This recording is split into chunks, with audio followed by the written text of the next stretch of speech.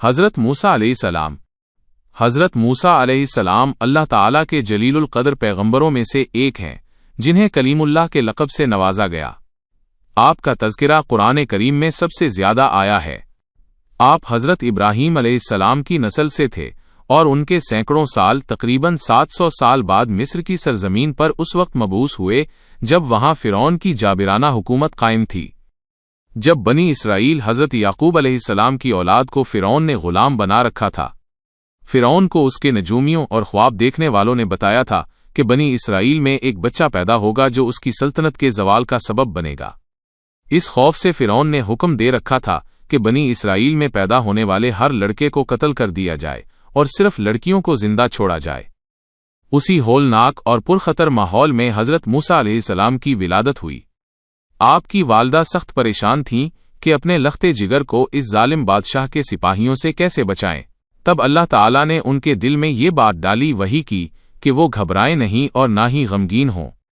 قرآن کے مطابق اللہ تعالیٰ نے فرمایا، جب تمہیں اس کی جان کا خوف ہو تو اسے دریا میں ڈال دینا اور نہ ڈرنا اور نہ رنج کرنا، ہم اسے تمہاری طرف واپس لوٹانے والے ہیں اور اسے رسولوں میں شامل کریں گے۔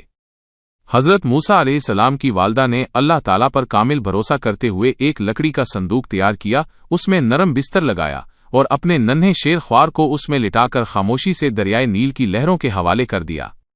اللہ تعالیٰ کے حکم سے موجوں نے اس صندوق کو غرق کرنے کے بجائے اسے فرعون کے محل کے کنارے تک پہنچا دیا۔ فرعون کے گھر والوں نے جب اس خوبصورت صندوق کو دیکھا تو اسے اٹھا لیا۔ جب صندوق کھولا گیا تو اس میں ایک نہایت پیارا اور معصوم بچہ تھا۔ فرعون کی زوجہ حضرت آسیہ علیہ السلام نے، جو کہ ایک نیک دل خاتون تھیں، جیسے ہی بچے کو دیکھا ان کے دل میں ممتا جاگ اٹھی۔ فرعون اسے قتل کرنا چاہتا تھا، مگر حضرت آسیہ علیہ السلام نے کہا، یہ میری اور تمہاری آنکھوں کی ٹھنڈک ہے، اسے قتل نہ کرو، شاید یہ ہمیں فائدہ پہنچائے یا ہم اسے اپنا بیٹا بنا لیں۔ یوں اللہ تعالیٰ نے اپنے نبی کی حفاظت کا انتظام خود دشمن کے گھر میں کر دیا، جہاں کسی کی ہمت نہ تھی کہ انہیں نقصان پہنچا سکے۔ جب ننھے موسیٰ علیہ السلام فرعون کے محل پہنچے تو فطری طور پر انہیں بھوک لگی اور انہوں نے رونا شروع کر دیا۔ فرعون کے کارندوں نے مصر کی بہترین دودھ پلانے والی عورتوں اناؤں کو بلایا، لیکن اللہ تعالیٰ نے پہلے ہی موسیٰ علیہ السلام پر تمام عورتوں کا دودھ حرام کر دیا تھا۔ بچہ کسی بھی عورت کا دودھ نہیں پی رہا تھا اور محل میں ایک اضطراب کی کیفیت پیدا ہو گئی۔ حضرت موسیٰ علیہ السلام کی بہن حضرت مریم بنت عمران علیہ السلام دور سے یہ سارا منظر دیکھ رہی تھیں۔ جب انہوں نے دیکھا کہ شاہی خاندان پریشان ہے تو وہ ہمت کر کے آگے بڑھیں اور بڑی دانائی سے کہا، کیا میں تمہیں ایسے گھرانے کا پتہ نہ بتاؤں جو اس بچے کی تمہارے لیے پرورش کر دیں اور وہ اس کے خیر خواہ بھی ہوں؟ فرعون کے لوگوں نے اس تجویز کو قبول کر لیا کیونکہ وہ بچے کی زندگی بچانا چاہتے تھے تاکہ ملکہ حضرت آسیہ علیہ السلام کی خواہش پوری ہو سکے۔ حضرت موسیٰ علیہ السلام کی بہن اپنی والدہ کو محل لے آئیں۔ جیسے ہی اللہ تعالیٰ کے نبی کو ان کی اپنی والدہ کی آغوش میں دیا گیا، آپ علیہ السلام نے فوراً دودھ پینا شروع کر دیا۔ یہ دیکھ کر سب حیران رہ گئے اور خوشی کی لہر دوڑ گئی۔ یوں اللہ تعالیٰ نے اپنا وہ وعدہ پورا کیا جو انہوں نے حضرت موسیٰ علیہ السلام کی والدہ سے صندوق دریا میں ڈالتے وقت کیا تھا۔ بس ہم نے اسے موسیٰ کو اس کی ماں کی طرف واپس لوٹا دیا تاکہ اس کی آنکھیں ٹھنڈی ہوں اور وہ غمگین نہ ہو، اور تاکہ وہ جان لے کہ اللہ تعالیٰ کا وعدہ سچا ہے۔ حضرت موسیٰ علیہ السلام نے اپنی زندگی کے ابتدائی سال فرعون کے محل میں ایک شہزادے کی طرح گزارے۔ آپ علیہ السلام کو بہترین لباس، بہترین خوراک اور اس وقت کے علوم و فنون تک رسائی حاصل تھی۔ لیکن اس تمام عرصے میں آپ علیہ السلام کی حقیقی والدہ آپ علیہ السلام کے ساتھ رہیں، جنہوں نے آپ علیہ السلام کو بنی اسرائیل کے پس منظر، اپنے آباء و اجداد حضرت ابراہیم علیہ السلام، حضرت اسحاق علیہ السلام اور حضرت یعقوب علیہ السلام کی تعلیمات اور اللہ تعالی واحد کی توحید سے خفیہ طور پر روشناس کرایا۔ یہ اللہ تعالیٰ کی شان تھی کہ جس موسیٰ علیہ السلام کو فرعون ختم کرنا چاہتا تھا، اسی موسیٰ علیہ السلام کی پرورش کا خرچہ اور ان کی والدہ کی تنخواہ بھی فرعون کے شاہی خزانے سے ادا کی جا رہی تھی۔ آپ علیہ السلام دشمن کے گھر میں رہ کر بھی اللہ تعالیٰ کی خاص نگرانی میں پروان چڑھتے رہے۔ حضرت موسیٰ علیہ السلام جب جوانی کی عمر کو پہنچے تو اللہ تعالیٰ نے انہیں غیر معمولی جسمانی قوت، دانائی اور علم و حکمت سے نوازا، جیسا کہ قرآن میں ذکر ہے کہ ہم نے اسے حکمت اور علم عطا کیا۔ महल में परवरिश पाने के बावजूद आप अलैहिस्सलाम का दिल अपनी कौम बनी इसराइल के लिए धड़कता था और आप अलैहिस्सलाम उन पर होने वाले मजालिम को देखकर करते थे। एक दिन हजरत मूसा अलैहिस्सलाम किसी वक्त जब लोग आराम कर रहे थे शहर में दाखिल हुए। वहां आप अलैहिस्सलाम ने देखा कि दो शख्स आपस में लड़ रहे हैं। एक का ताल्लुक बनी इसराइल से था जो कि मजलूम तबका था, और दूसरा किब्ती था यानी फिरौन की कौम का फर्द जो हाकिम तबका था। बनी इसराइली शख्स ने जब हजरत मूसा अलैहिस्सलाम को देखा तो उसने कप्ती के खिलाफ मदद के लिए पुकारा, क्योंकि कप्ती उस पर जुल्म कर रहा था। हजरत मूसा अलैहिस्सलाम ने हक का साथ देते हुए और मजलूम की मदद की खातिर कप्ती को एक मक्का ज़रब मारा ताकि उसे पीछे हटा सकें। हजरत मूसा अलैहिस्सलाम इतने ताकतवर थे कि वो एक ही ज़रब कप्ती के लिए जानलेवा साबित हुई और वो वहीं ढेर हो गया। हजरत मूसा अलैहिस्सलाम का मकसद इसे कत्ल करना हरगिज नहीं था, बल्कि ये एक गैर इरादी इत्तेफाकिया कत्ल था। आप अलैहिस्सलाम इस हादसे पर सख्त परेशान और गमगीन हुए और फौरन पुकार उठे, ये शैतान का काम है, बेशक वो खुला दुश्मन और गुमराह करने वाला है। आप अलैहिस्सलाम ने फौरन अल्लाह ताला के हुजूर झुककर तौबा की और अर्ज की, ए मेरे रब, मैंने अपनी जान पर जुल्म किया, मुझे माफ फरमा। अल्लाह ताला ने आप अलैहिस्सलाम की तौबा कबूल कर ली और आप अलैहिस्सलाम को माफ फरमा दिया। अगले दिन फिर वही इसराइली शख्स किसी दूसरे किब्ती से उलझ रहा था, लेकिन इस बार हजरत मूसा अलैहिस्सलाम को अंदाजा हो गया कि ये मामला संगीन हो चुका है। मूसा अलैहिस्सलाम ने उसे डांटा, मगर उससे पहले कि बात संभलती किब्ती ने शोर मचा दिया, क्या तुम मुझे भी मारना चाहते हो जैसे कल एक आदमी को मार दिया था? ये बात फैल गई, फिरौन के दरबार तक पहुंच गई। कत्ल का इल्जाम अब सामने आ चुका था।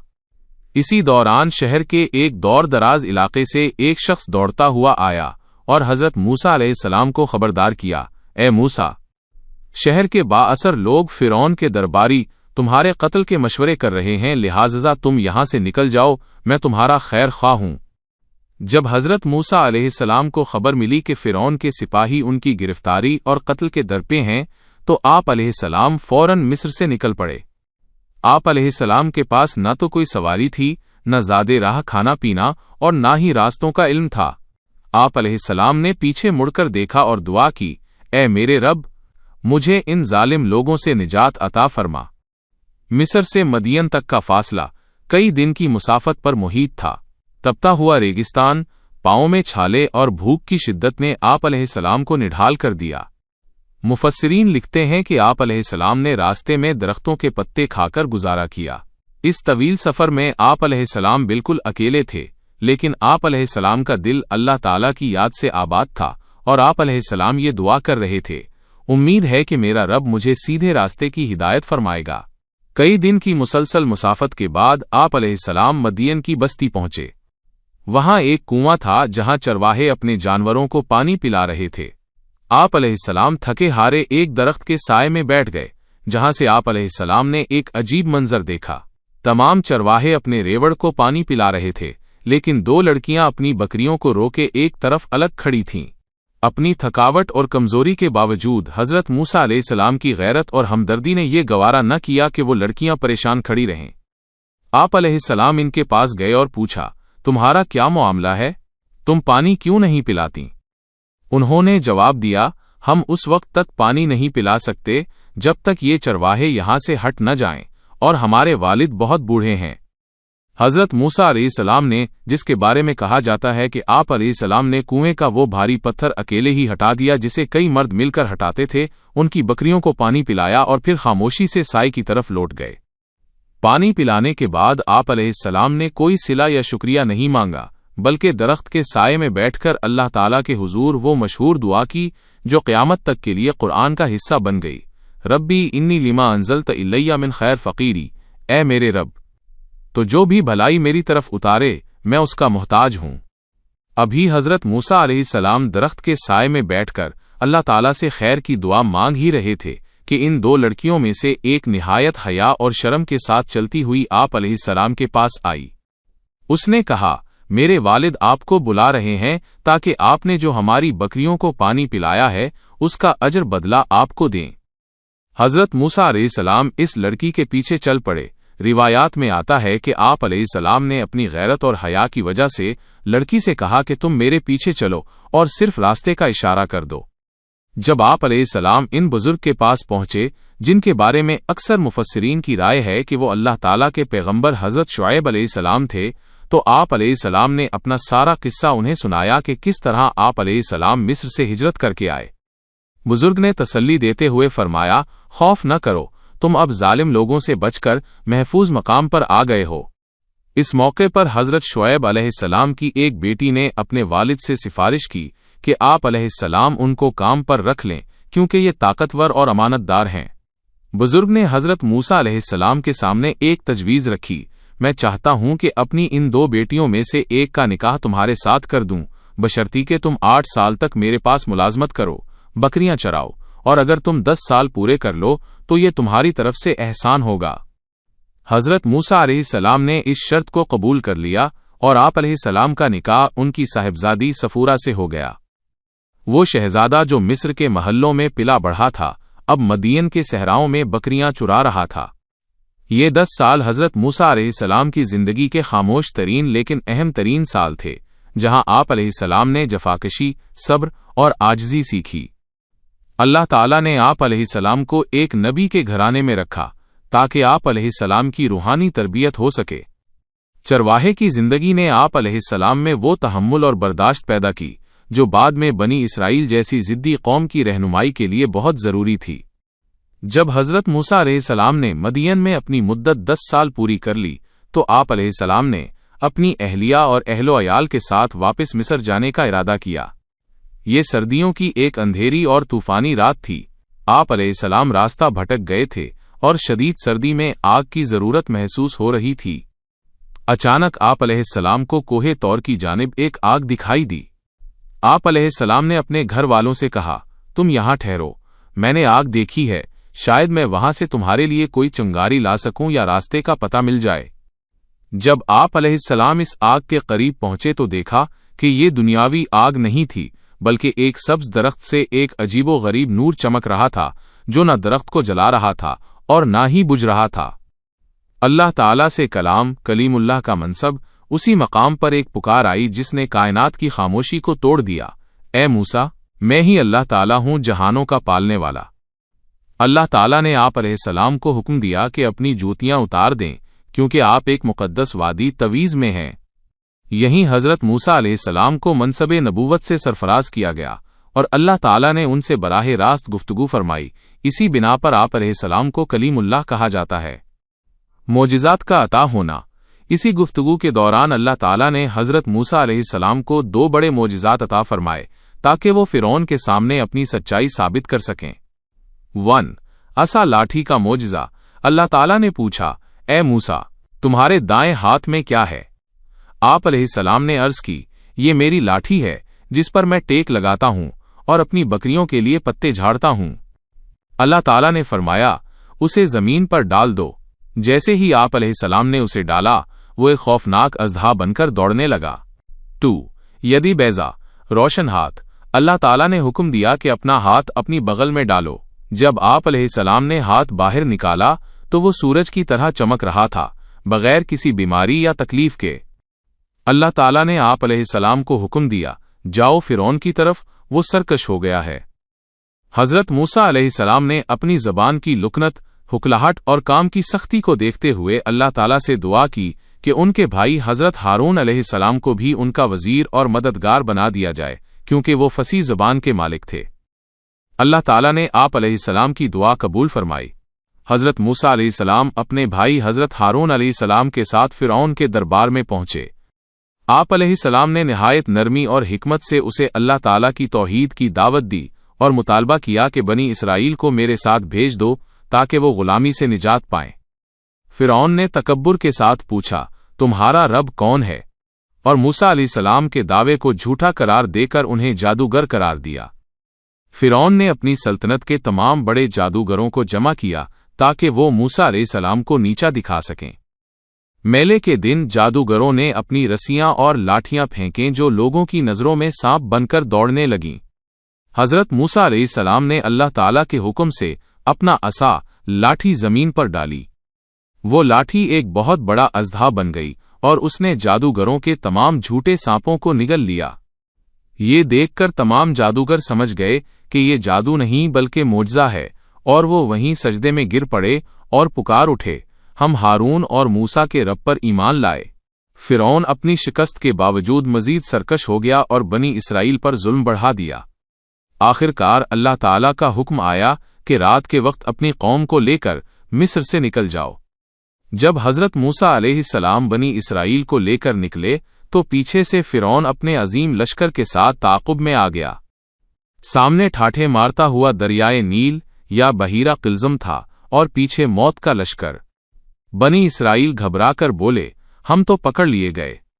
حضرت موسیٰ علیہ السلام نے کامل یقین سے فرمایا، ہرگز نہیں، بے شک میرا رب میرے ساتھ ہے، وہ مجھے راستہ دکھائے گا۔ اللہ تعالیٰ نے وحی فرمائی، اپنی لاٹھی سمندر پر مارو۔ جیسے ہی آپ علیہ السلام نے لاٹھی ماری، سمندر پھٹ گیا اور اس میں 12 خشک راستے بن گئے۔ بنی اسرائیل باحفاظت دوسری طرف نکل گئے۔ جب فرعون اور اس کا لشکر ان راستوں پر پہنچا تو اللہ تعالیٰ کے حکم سے سمندر کی موجیں دوبارہ مل گئیں اور فرعون اپنے غرور سمیت غرق ہو گیا۔ ڈوبتے وقت فرعون پکارا، میں ایمان لایا کہ اللہ تعالیٰ کے سوا کوئی معبود نہیں، لیکن تب تک دیر ہو چکی تھی۔ اللہ تعالیٰ نے اس کے جسم کو محفوظ کر دیا تاکہ وہ آنے والی نسلوں کے لیے عبرت کا نشان بنے۔ فرعون کی غرقابی کے بعد حضرت موسیٰ علیہ السلام اپنی قوم کو لے کر فلسطین ارض مقدسہ کی طرف بڑھے۔ اللہ تعالیٰ نے حکم دیا کہ اس سرزمین میں داخل ہو کر جہاد کرو، لیکن بنی اسرائیل نے بزدلی دکھائی اور یہاں تک کہہ دیا، اے موسیٰ، تم اور تمہارا رب جا کر لڑو، ہم تو یہیں بیٹھے ہیں۔ ان کی اس سرکشی کی سزا میں اللہ تعالیٰ نے ان پر 40 سال تک بستیوں میں داخلہ حرام کر دیا اور وہ تیہا کے میدان میں بھٹکتے رہے۔ اسی دوران حضرت موسیٰ علیہ السلام کو کوہ طور پر 40 دن کے لیے بلایا گیا، جہاں اللہ تعالیٰ نے انہیں تورات عطا فرمائی۔ یہ وہ الہامی کتاب تھی جس میں بنی اسرائیل کے لیے زندگی گزارنے کے اصول اور ضابطے احکامات عشرہ درج تھے۔ جب حضرت موسیٰ علیہ السلام طور سے واپس آئے تو دیکھا کہ ان کی غیر موجودگی میں قوم نے بچھڑے کی پوجا شروع کر دی تھی۔ آپ علیہ السلام کو اپنی قوم کی اس حرکت پر سخت دکھ ہوا، مگر آپ علیہ السلام نے مسلسل ان کی اصلاح کی کوشش جاری رکھی۔ اسی میدان تیہا میں اللہ تعالیٰ نے ان کے لیے بادلوں کا سایہ کیا اور کھانے کے لیے من وسلو نازل فرمایا، مگر وہ قوم پھر بھی ناشکری کرتی رہی۔ حضرت موسیٰ علیہ السلام نے اپنی زندگی کے آخری ایام اسی میدان تیہا میں گزارے۔ جب آپ علیہ السلام کی وفات کا وقت قریب آیا تو آپ علیہ السلام نے اللہ تعالیٰ سے دعا کی کہ آپ علیہ السلام کو ارض مقدسہ فلسطین کے اتنا قریب پہنچا دیا جائے کہ وہاں سے پتھر پھینکنے جتنا فاصلہ رہ جائے۔ احادیث کے مطابق حضرت ملک الموت عزرائیل علیہ السلام انسانی شکل میں آپ علیہ السلام کے پاس آئے۔ ایک مشہور روایت میں ہے کہ آپ علیہ السلام نے اپنی بشری قوت سے انہیں ایک تماچا مارا، پھر جب آپ علیہ السلام کو بتایا گیا کہ یہ اللہ تعالیٰ کی طرف سے بلاوا ہے تو آپ علیہ السلام نے بخوشی موت کو گلے لگا لیا۔ آپ علیہ السلام کی قبر مبارک فلسطین کے قریب ایک ٹیلے کے پاس ہے، جس کے بارے میں نبی کریم صلی اللہ علیہ وسلم نے فرمایا کہ اگر میں وہاں ہوتا تو تمہیں ان کی قبر دکھا دیتا جو سرخ ٹیلے کے پاس ہے۔ حضرت موسیٰ علیہ السلام اور حضرت خضر علیہ السلام کا واقعہ، حکمت کی تلاش۔ ایک مرتبہ حضرت موسیٰ علیہ السلام سے پوچھا گیا کہ روئے زمین پر سب سے زیادہ علم والا کون ہے؟ آپ علیہ السلام نے جواب دیا کہ میں ہوں، کیونکہ آپ علیہ السلام اس وقت اللہ تعالیٰ کے نبی اور کلیم اللہ تھے۔ اللہ تعالیٰ کو یہ جواب پسند نہ آیا، کیونکہ علم کا اصل منبع صرف اللہ تعالیٰ ہے۔ اللہ تعالیٰ نے وہی فرمائی کہ اے موسیٰ، جہاں 2 سمندر ملتے ہیں وہاں ہمارا ایک بندہ ہے جس کے پاس وہ علم ہے جو تمہارے پاس نہیں۔ حضرت موسیٰ علیہ السلام اپنے خادم حضرت یوشع بن نون علیہ السلام کے ساتھ اس بندے کی تلاش میں نکل پڑے۔ نشانی یہ تھی کہ جہاں وہ مچھلی جو ان کے پاس تھی غائب ہو جائے گی، وہیں وہ اللہ تعالیٰ کا بندہ ملے گا۔ ایک مقام پر ایسا ہی ہوا اور وہاں آپ علیہ السلام کی ملاقات حضرت خضر علیہ السلام سے ہوئی۔ حضرت موسیٰ علیہ السلام نے ان سے علم سیکھنے کی درخواست کی۔ حضرت خضر علیہ السلام نے کہا کہ آپ میرے ساتھ صبر نہیں کر سکیں گے، لیکن موسیٰ علیہ السلام کے اصرار پر وہ ساتھ چل پڑے۔ راستے میں 3 عجیب واقعات پیش آئے۔ 1. کشتی میں سوراخ۔ حضرت خضر علیہ السلام نے ایک کشتی میں سوراخ کر دیا جس پر انہوں نے سفر کیا تھا۔ موسیٰ علیہ السلام نے اعتراض کیا کہ آپ نے تو لوگوں کو ڈبونے کی کوشش کی۔ 2 لڑکے کا قتل۔ حضرت خضر علیہ السلام نے ایک لڑکے کو جان سے مار دیا، جس پر موسیٰ علیہ السلام سخت برہم ہوئے کہ آپ نے ایک بے گناہ کی جان لی۔ 3 دیوار کی تعمیر۔ ایک بستی کے لوگوں نے انہیں کھانا کھلانے سے انکار کر دیا، لیکن حضرت خضر علیہ السلام نے وہاں ایک گرتی ہوئی دیوار کو بغیر اجرت کے ٹھیک کر دیا۔ آخر میں حضرت خضر علیہ السلام نے ان واقعات کے پیچھے چھپی اللہ تعالیٰ کی حکمت بتائی۔ کشتی میں سوراخ اس لیے کیا؟ کیونکہ آگے ایک بادشاہ زبردستی کشتیاں چھین رہا تھا، عیب دار ہونے کی وجہ سے غریبوں کی کشتی بچ گئی۔ لڑکا بڑا ہو کر اپنے نیک والدین کے لیے فتنہ بنتا، اس لیے اللہ تعالیٰ اسے بہتر اولاد دینا چاہتا تھا۔ دیوار کے نیچے 2 یتیم بچوں کا خزانہ تھا، اللہ تعالیٰ چاہتا تھا کہ وہ دیوار کھڑی رہے تاکہ بچے بڑے ہو کر اپنا حق حاصل کر سکیں۔ موسیٰ علیہ السلام کی داستان حیات یہاں مکمل ہوتی ہے۔ حضرت یوشع بن نون علیہ السلام کی قیادت۔ حضرت موسیٰ علیہ السلام کی وفات کے بعد ان کے دستے راست اور شاگرد حضرت یوشع بن نون علیہ السلام، جو حضرت موسیٰ علیہ السلام کے سفر خضر میں ان کے ساتھ تھے، کو بنی اسرائیل کا قائد مقرر کیا گیا۔ یہ وہی وقت تھا جب میدان تیہا میں بھٹکنے والی نسل ختم ہو چکی تھی اور ایک نئی باہمت نسل تیار ہو چکی تھی۔ حضرت یوشع بن نون علیہ السلام کی قیادت میں بنی اسرائیل نے آخر کار دریائے اردن کو پار کیا اور اس ارض مقدسہ فلسطین کو فتح کیا جس کا وعدہ اللہ تعالیٰ نے حضرت ابراہیم علیہ السلام اور حضرت موسیٰ علیہ السلام سے کیا تھا۔ یہ حضرت موسیٰ علیہ السلام ہی کی محنت اور تربیت کا ثمر تھا کہ وہ قوم جو کبھی غلامی کی عادی تھی، اب ایک آزاد ریاست کی مالک بنی۔ حضرت موسیٰ علیہ السلام کا ذکر یہیں ختم نہیں ہوتا۔ ہجرت نبوی سے قبل جب ہمارے نبی کریم حضرت محمد مصطفی صلی اللہ علیہ وسلم معراج پر تشریف لے گئے تو آپ صلی اللہ علیہ وسلم کی ملاقات حضرت موسیٰ علیہ السلام سے ہوئی۔ نبی کریم صلی اللہ علیہ وسلم نے حضرت موسیٰ علیہ السلام کو ان کی قبر میں نماز پڑھتے ہوئے دیکھا۔ پھر چھٹے آسمان پر ملاقات ہوئی جہاں حضرت موسیٰ علیہ السلام نے اپنی امت کے مقابلے میں امت محمدیہ کی کثرت کو دیکھ کر رشک کیا۔ سب سے اہم بات یہ کہ جب امت محمدیہ پر 50 نمازیں فرض کی گئیں تو وہ حضرت موسیٰ علیہ السلام ہی تھے جنہوں نے حضور صلی اللہ علیہ وسلم کو مشورہ دیا کہ آپ کی امت اتنی ہمت نہیں رکھتی، لہٰذا اللہ تعالیٰ سے تخفیف کمی کی درخواست کریں۔ آپ کے بار بار کہنے پر اللہ تعالیٰ نے نمازیں 5 کر دیں لیکن ثواب 50 ہی کا رکھا۔ یوم عاشورہ کی فضیلت۔ جب نبی کریم صلی اللہ علیہ وسلم مدینہ تشریف لائے تو دیکھا کہ یہودی 10 محرم کا روزہ رکھتے ہیں۔ پوچھنے پر معلوم ہوا کہ یہ وہ دن ہے جب اللہ تعالیٰ نے موسیٰ علیہ السلام اور ان کی قوم کو فرعون سے نجات دی تھی۔ آپ صلی اللہ علیہ وسلم نے فرمایا، ہم موسیٰ کے تم سے زیادہ حقدار ہیں، اور مسلمانوں کو اس دن روزہ رکھنے کی تاکید فرمائی۔